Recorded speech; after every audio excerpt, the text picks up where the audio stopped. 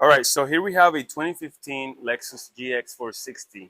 The customer brought it in because he has some oil leaks in the front, so we're gonna be doing an extended video on this particular car, showing how we dismantle the front of the engine. So the front timing cover, it's leaking. In order to get to the front timing cover, you have to remove both valve cover gaskets on both sides, take the air filter housing out, remove the radiator fan with the shroud. Maybe you have to take the radiator out, and we're gonna do it all in the car. It is a pretty intensive job. Then we have to remove like the alternator, the AC compressor. The power steering pump on this car is electrical, so no need to touch that.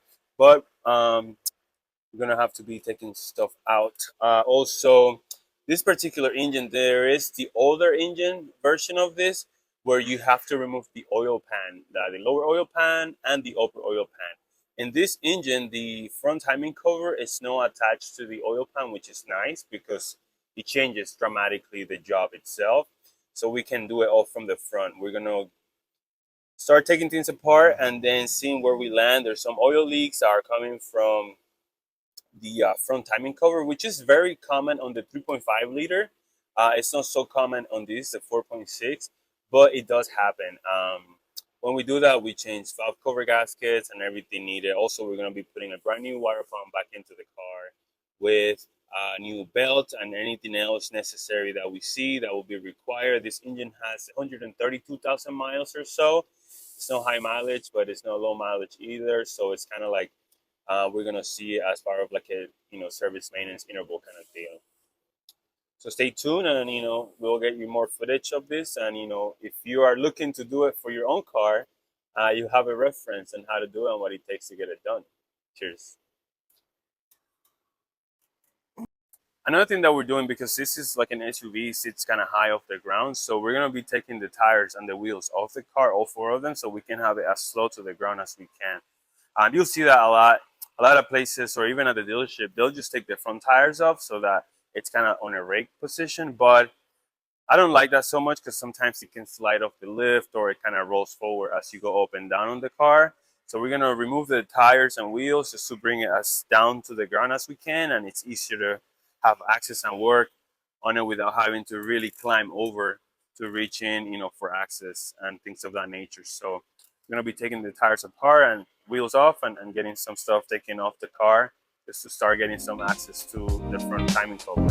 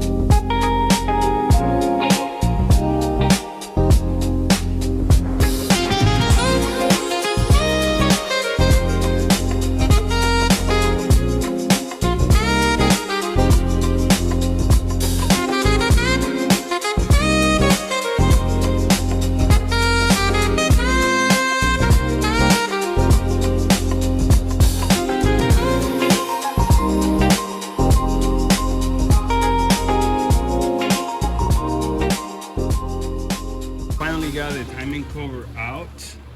We had to remove the valve covers on both sides. We didn't get to film that, but their valve covers are off, and now the timing cover is off. So we had to get the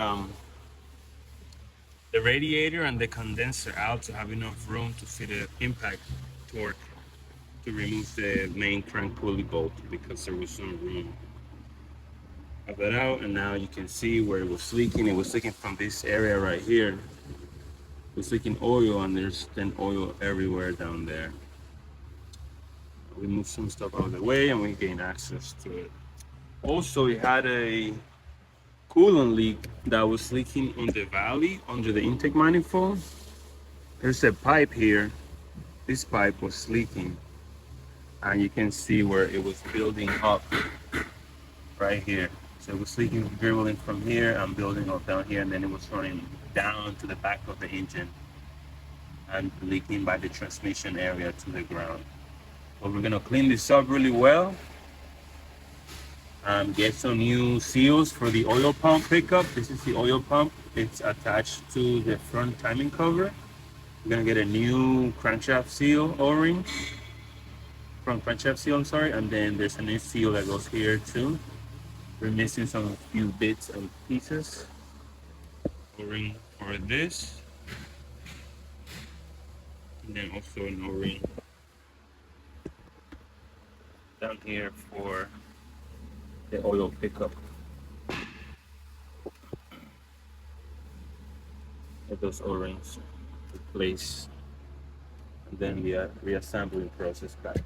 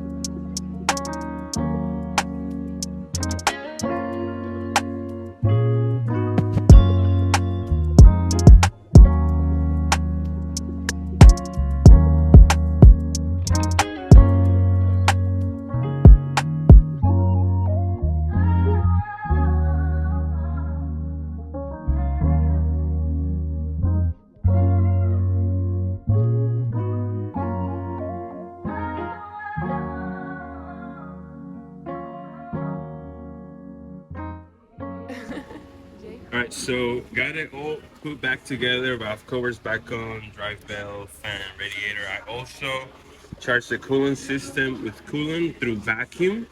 It held vacuum, so that's an indication that there are no leaks. And the starting procedure right now, I have everything plugged in except for the ignition coils. So I'm going to drain the oil just slightly to see if there's any water or coolant that have mixed it in there. And then I'm gonna crank the car, crank it to build oil pressure, and also to get the oil pump to charge and get any residues out of there. Then once it builds oil pressure, I'm gonna connect the ignition coils, and I'm going to get it started on the original oil that the car has in the filter. Once that's done, I'm gonna run it for about 10-15 minutes, make sure there's no leaks, everything is good, let things get hot and warm. Then I'm gonna do an oil change with new filter and also a new oil. So I want to start it on this oil because it just got an oil change done. That's how they find out that the valve cover, the front timing cover was leaking due to when they did the oil change. So stay tuned for that. I got everything buttoned up.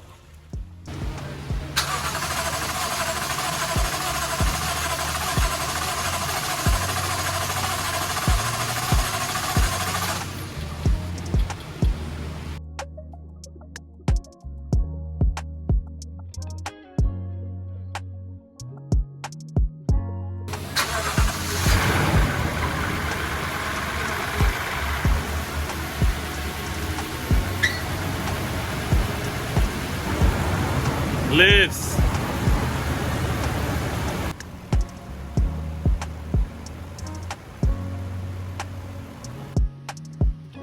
Alright, so I'm gonna close this video here. Already finished the job. Did both oil changes. It started fine. There's no codes. I cleared all the codes and we check underneath and no leaks. So you go, like we always say, more miles, more smiles. Cheers.